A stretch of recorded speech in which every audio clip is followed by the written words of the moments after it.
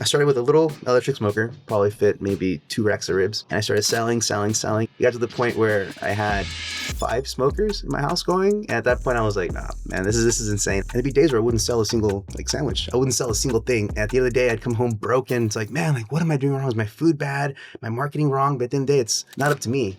I would come home and I would sit down and I would legit give myself a high five because I gave it my all. So one day you guys will be walking down Costco, walking down the aisle, and you're gonna see this logo on a barbecue sauce. And you'll be like, that did it. That did it. You drive the Lambo every day? Every day I have to. So what do you think has been the key to your success? The biggest key to my success, I would say, is just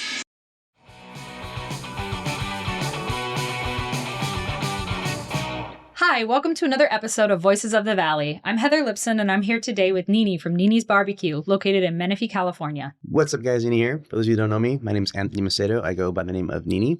I run a barbecue business called Nini's Barbecue. You can find me on Instagram at Ninis_barbecue. You can find my website at ninisbarbecue.com, where you can order catering, find information about what we do, what I stand for, and what I have to offer. And I love to give, guys. So if any of you are needing food or know someone in need, please let me know. Reach out to me. All I need to know is the amount of people, the amount of days, and consider it done. And I mean that from the heart, guys.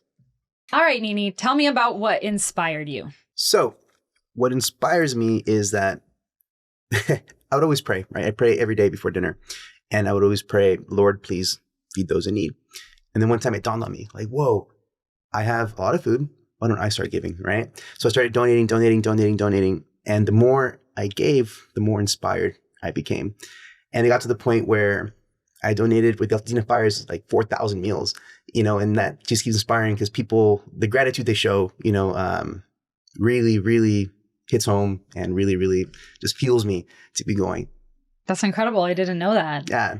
I pride myself on being the biggest philanthropist I can be, anybody needs food, boom, I'm on it. I reach out privately to people that, do GoFundMes.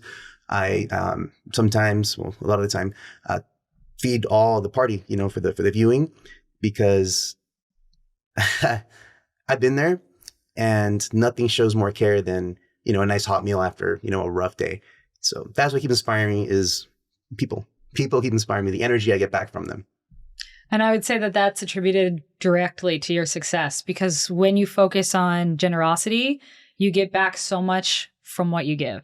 I'm a big believer in giving and I'm a big believer in generosity. And I do think that when you care about your community and you care about people maybe that you don't even know, you go out and you take care of a stranger, that comes back to you Absolutely. in a different way.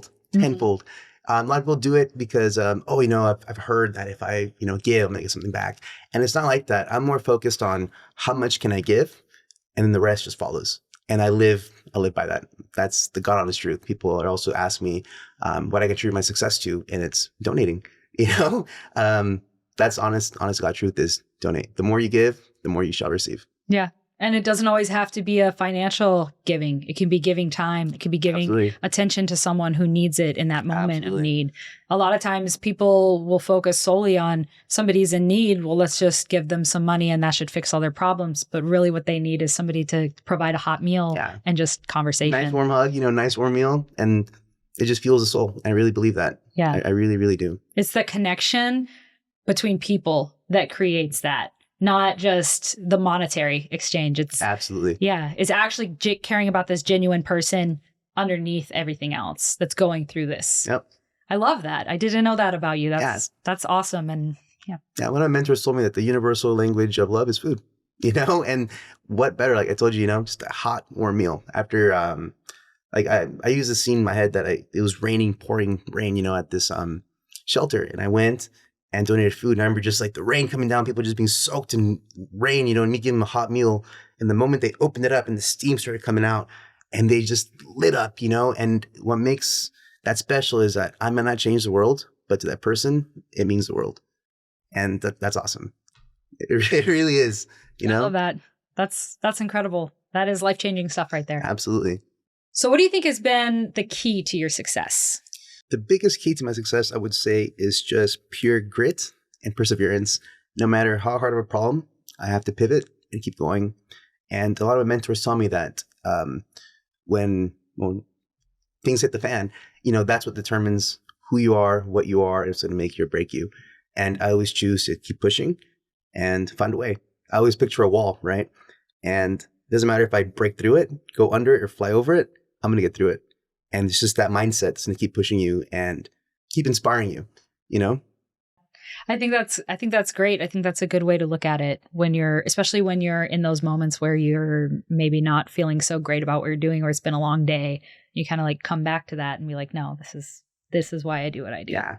There's been, not a lot of people know, but like, as I was growing my business, there's been plenty of times where I'd, go to these food festivals or set up somewhere, and there'd be days where I wouldn't sell a single like sandwich. I wouldn't sell a single thing. And at the end of the day, I'd come home broken. It's like, man, like, what am I doing wrong? Is my food bad? My marketing wrong? But at the end of the day, it's not up to me, And I would come home and I would sit down and I would legit give myself a high five because I gave it my all. Doesn't matter if I sold anything, but I gave it my all, and that's all that mattered in my book. And I swear, I would literally be like, good job, man. Good job, Anthony. And it got me through it. It's still getting me through it, That's a great testimony, because I feel like a lot of times business owners don't give themselves that high five. Yeah. Because when no one else is there to see, how do you get through it? Yeah. How do you get through it on your own? Do you give yourself a high five? That's such a great positive way to look at it, instead of continuing to kind of like go down that road of maybe I should just give up, or maybe, people start to get in their head a lot. Yeah. Especially when you do a vendor pop-up, and that's a lot of work, and that's a lot of stress. A lot of money spent too. If the food went bad that you had pre-cooked, expecting to sell 100 meals, and then you get nothing in return. And sometimes those are the things that make a successful business, is in those moments when you stop and you say, I could look at this through a negative lens, but instead I'm going to go ahead, give myself a high five for the hard work I did, and I'll catch it next time. Yep. Maybe next time I'll sell out. I'll sell more than I ever expected. And it's that little bit of hope that you just stated, that next time. And it's true. Another thing to all my people that are watching this, I would always say, someday I'm going to meet someone. I'm going to meet someone who's going to give me this big job or this and that, but it doesn't come down to someone. It comes down to you, because you're the one that needs to find that person. And once you accept that, you're set. But it's all mental. It honestly is. Yeah, I absolutely agree. So what's your most popular item on your menu? The most popular item on the menu probably to be brisket. Brisket is always king. Beef is always king. Brisket sandwich, brisket like in bowls, brisket by itself, with barbecue, no barbecue. It's always my top seller. And then after that, people tend to like the seasonal items. Like right now, I'm going to start pushing the pork belly cinnamon roll. Yeah, I know, right? It's insane. So you get a slab of pork belly, you slice it, add cinnamon sugar, roll it up. It looks just like a cinnamon roll.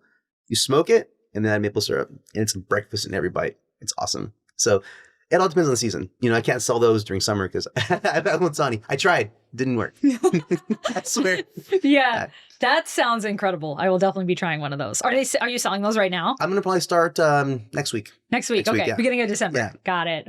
That's awesome. Yeah. So you have over 100,000 followers now, and your top reel on your Instagram has over 2,000 likes. Can you tell me a little bit about how that makes you feel? Unreal at times. Because I remember, like we were discussing earlier about the likes and followers. I remember starting the page and having like my first 10. I'm like, yeah, man, I have 10 followers, And from there, it just working, QR codes, stickers, giving people business cards. That was actually one of my fears, was rejection, right? And someone told me, when you give someone a business card, they're either going to look at it or throw it away. And once I got over that, I put a QR code there with my Instagram and everything. Hey, man, my name is Anthony. I run a barbecue page. Give me a follow, please. And they'd be like, okay, cool. They'd pull out their phone and be like, oh, I'm busy. But I didn't care. What mattered for it was just keep pushing it. And with due time, you catch a couple algorithms, you catch a couple trending reels, a couple trending audios, and that boosts your following. But ultimately, it's just perseverance, just perseverance, because it's hard. It's hard, especially in the nowadays with the social media marketing. It's everything. I built my whole business on social media. I got my big break during COVID when everything was closed. And I just started being like, oh, I deliver, I do barbecue, this is that. And then boom, the rest of history just blew up. It was just a bomb. And then COVID was just a little stream that just made it blow up. It's really interesting that timing plays a huge role in success of businesses. Absolutely. Too. But yeah, I mean, you're very wildly successful on social media, and you've done a good job with the hard work that you put into it. Thank you. Yeah, I think a lot of business owners stay up at night thinking about how do I get to that next, 1,000? How do I get to that next amount? And it's a shame that followers do mean so much, but at the same time, that's you being able to directly connect with people who want your product and Exactly. people who want to know about your story. And so it can be a double-edged sword a little bit, because it can be a stressful thing. Absolutely. You can look at it with a negative lens, right? Yeah. Or you can look at it in the sense of, I have 10 followers right now. Pretty soon I'll be at 20, pretty soon 100. And then next thing you know, 7-8 years later, Yeah, right? you are. Here you are, and you have a successful business built on that social media and on that connection that you've made with people. Absolutely. And I feel a lot of that is being genuine on social media. There's been times where I go out with my followers and I'm like, hey, what's up, guys? My name's Nini. And it's like, I break down. I'm like, guys, like, I can't keep pushing. I'm so tired. It'd be like 3-4 in the morning and I'm pushing like 4, 5, 600 pounds. And I'm sincere with them. I'm like, guys, I'm on the verge of breaking. And I feel being that open with them really shows them that it's not just glitz and glamour. So I feel like a lot of my success on my social media is just me being genuine. That's the God honest truth.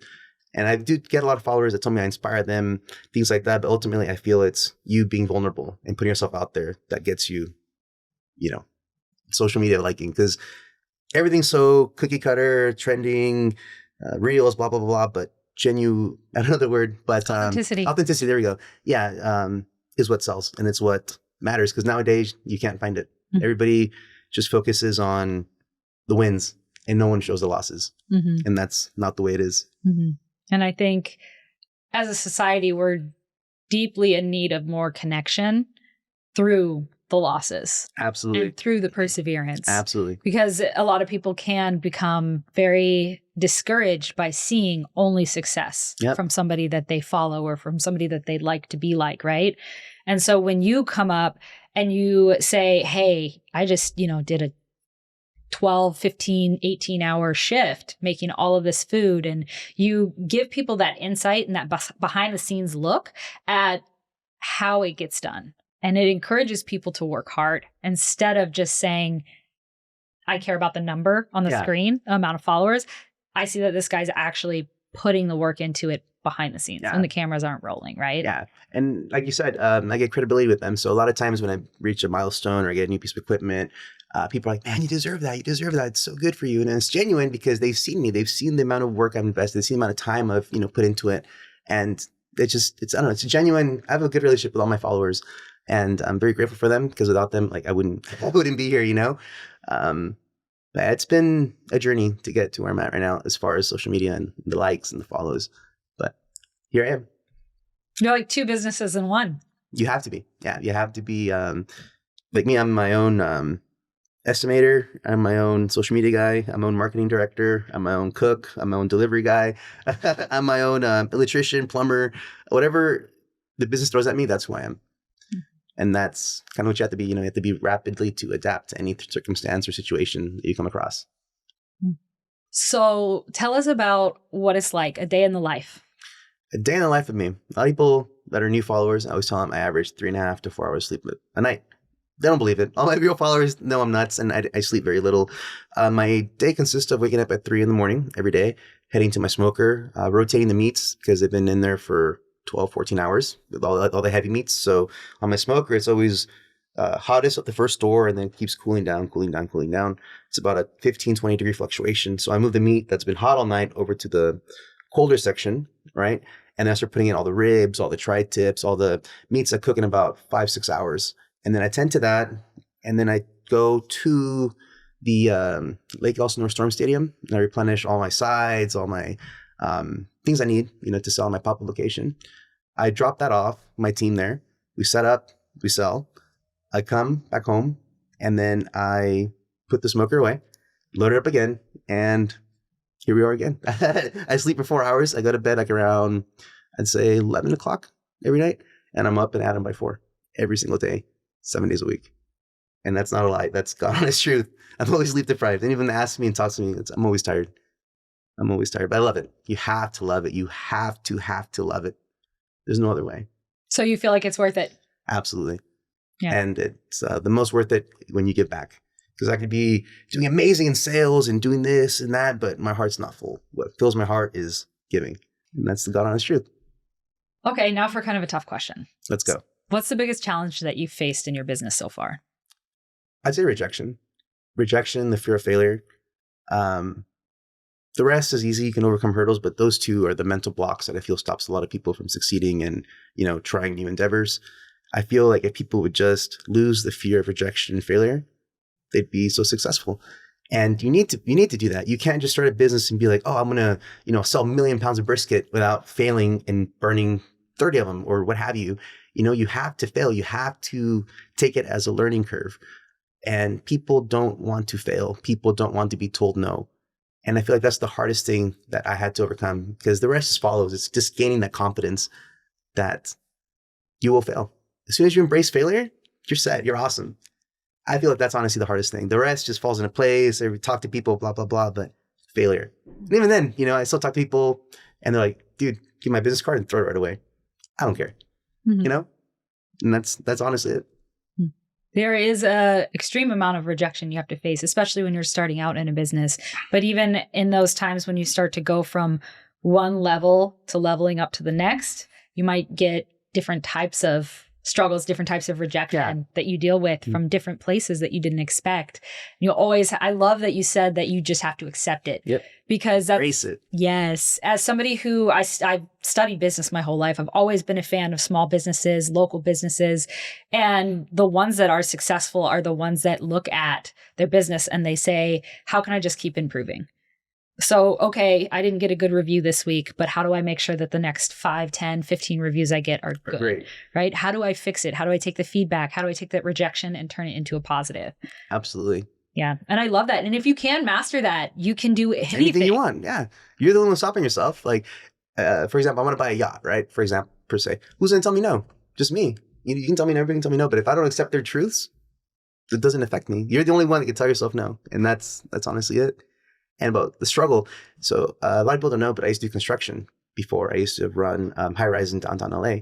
So imagine me just dirty, covered in dust, construction glasses, blah, blah, blah, coming to people and be like, hey, my name's Anthony. I go by Nini. I'm selling barbecue out of my backyard. Let me bring you some free food. And they're like, dude, who are you? I'm not going to take food from you. And that was honestly the hardest part is the startup. But with anything, that's the hardest part. And it goes back to rejection. I got rejected so many times. And I didn't let that stop me. People say like, oh man, your food's nasty, blah, blah, blah. Starting out, I mean, it was, I was starting out, my little smokers and stuff, but I took it as constructive criticism and I took that into consideration and just like we were talking, just pivoting, learning and adjusting to who you need to become to do what it is you need to do. Mm-hmm. Yeah. And when you have a gift and you have a passion, you have to you take that constructive feedback and you don't let it get into your soul. You don't let it replay. You just say, okay, how can I take that? And how can I use it to make myself better? Yep. And then you move on. And that's all it is. Yep. It's that one next step. You're always one step away from success. If people get discouraged, I mean, the next sale could have been your big break. You would never know, just keep pushing. Mm-hmm. Yeah. A lot of times I think people do give up right when they get to that point. Big break. Mm-hmm. Yeah. That's the moment that really is that pivotal point when you have to keep going. Yeah. That's what sets you aside from the 99% of the society is that 1%. Are you going to give that extra 1%? Mm-hmm. Yes, I am.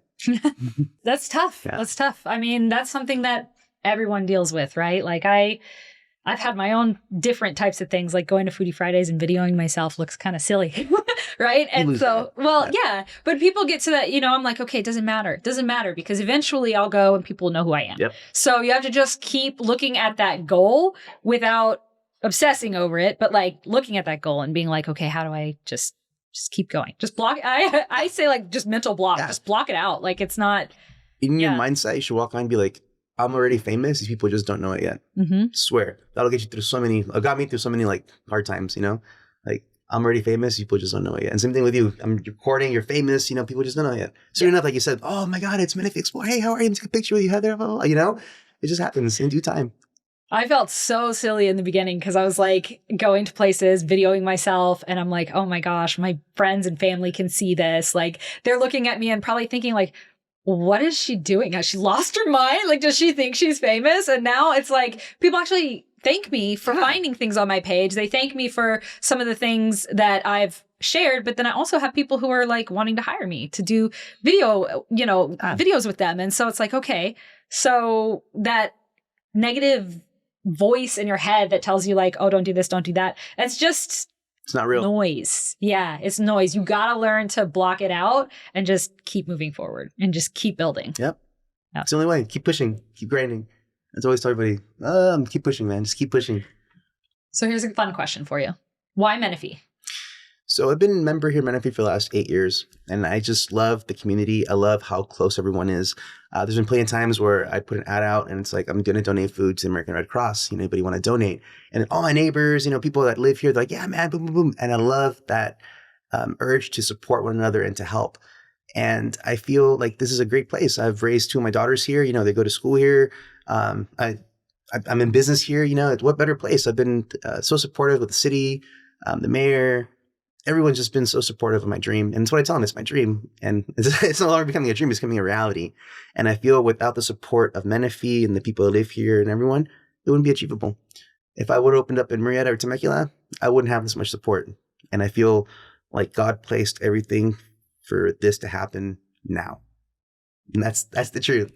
I love that. And I can't agree more that right now is a time when Menifee needs people like you in the community who are business owners, who care about giving back, who provide high quality food. We need more of your types of businesses, not just in the restaurant industry, but in all different industries. We need more of you in our area. Yeah. And so that's why you get so much support from us, is because Menifee residents want to buy local. Yeah. Every time there's a post about a new chain restaurant, Boom. people are so overwhelmingly upset. They want the Nini's barbecues and the local mom and pop shops where they know that their money that they're spending is going to benefiting the community directly, not just making some rich big chain restaurant more rich. So I love that you picked Menifee, and I'm super excited about the fact that you are planning to stay in Menifee. Absolutely. It's my home. Yeah. As your business continues to grow, I think you'll continue to get more support from us. And I think that just honestly, it's one of those things that's super exciting to see in our community. Yeah, absolutely. I always tell everyone that comes to my pop-up location that it's my dream to open up a smokehouse. And I always tell them, without you guys, it wouldn't be possible. And it's a God honest truth. Without people stopping by and, showing support, buying my food, I'd just be stagnant there. I take all my meat home. But I'm really grateful for the community and Menifee as a whole in general. It's awesome. I'm very grateful and blessed to be able to live here in Menifee. So let's talk about how your restaurant has evolved. How did it start and how's it going today? So I started with a little electric smoker, probably fit maybe 2 racks of ribs. Right? And I cooked that in my backyard. And I started selling, and I'd buy bigger and bigger smokers. It got to the point where I had 5 smokers in my house going. And at that point I was like, nah, man, this is insane. I need to, move out or grow or get a bigger place, bigger smoker. And I'm sure all of you have seen my big red smoker. I bought that thing. And believe it or not, I actually need to get a bigger one. It's actually in the works right now. But it's just crazy to see. It's just the evolution. People always want us they see a smoker and they want to jump right into that, like a big red. And it's like, dude, you need to first start small, gain bigger equipment, gain experience to be able to operate that. And I don't know, I feel this whole journey has just molded me and broken me and made me who I need to become to be able to flourish in this business. Because the food business has a 50% pass and success rate and then fail rate. And I always think about that, and you need to constantly keep evolving. But I just feel the key to success is constantly be growing. A lot of people thought I was crazy buying that big smoker, but I was I'm going to fill it. I'm going to sell it. And, sure enough, that's the thing with every single smoker that I get. I'm going to fill it. I'm going to sell it. And here I am filling that one, selling out, and now I'm going to get a bigger one. But it's been an insane journey, to be honest with you. I still have yet to take a picture of my first smoker, and then now my big monster. It's going to be pretty insane to see that picture. Yeah. Yeah. And do you think there'll be a brick and mortar on the way sometime? Absolutely. It's in the works. We'll leave it at that. Yeah. That's so exciting. I think that you'll be wildly successful in our area, especially if you're already needing a bigger smoker. I've seen your smoker that you have now. That's crazy. Like, how much does that hold? It holds about, I want to say about 500 legs and thighs. holds about 75 pork loins, which is a lot. It holds about 2,000 pounds of meat in a single shot. And the thing never stops, never turns off. It's just constantly running because the fire is fueling. But I love it. Yeah. I love it. It holds a lot of, holds a lot of food. Yeah, that's incredible that you already are, needing to expand more. That just shows how much of a need there is. For barbecue in Menifee. Absolutely. And here I am to do it. So looking back at when you first started, if you could talk to your former self, what would be some of the advice you'd give? That's a good one. I would tell myself, I hug myself, be like, look, dude, you're about to endure some of the hardest times in your life. You have two options. You stay where you're at, or you come with me and you jump on this wild journey. And I'm telling them everything that happened, dude, this is what's going to go on. You're going to struggle. You're going to cry. You're going to pull your hair out at 2 a.m. in the garage. But at the end of the day, it's going to pay through. And I would just tell myself to keep supporting myself and keep loving myself. Because a lot of times when it gets rough, it gets really hard. And you guys just have to keep constantly showing yourself love. And that's what I would tell myself, is constantly keep loving yourself, constantly keep pushing, and just don't give up. You cannot give up. You're on a mission and you will not fail. You have to keep pushing. And that's what I would tell myself. And then with that, I'll be like, all right, dude, got it, But yeah, that's what I would tell myself. I've actually thought about that before. Yeah. That's a good question to ask a lot of my mentors. And, they tell me their story and all of them were like, get ready to suffer, get ready to struggle. And it's true. Here you are now. You've been able to get through all that and look back and be like, proud of yourself Absolutely. At every step of the way. And I think that that's part of your success too, is that you don't look back and say, oh, I'm ashamed of that guy who just had the electric smoker, right? You're proud of him. Oh, yeah. And then you're proud of the guy who had the 5 smokers and was like, man, I need to get a bigger one, right? And now you're backyard catching grease fires, Yeah, you just learn from it. Yeah. But yeah, you have, it goes back to you have to embrace failure. You have to embrace, because you will fail. I guarantee you, anyone that's been successful has failed 1,000 times. And it's that 1,001 that makes them successful. Mm-hmm. Absolutely. So one last question for you. All right. The Lambo. Let's talk about it. It's my dream car ever since I was, I want to say, in high school, right? And I actually have a little model car that's the same color, same everything. And I always look at it. And then one day my wife was like, for your birthday, what do you want to do?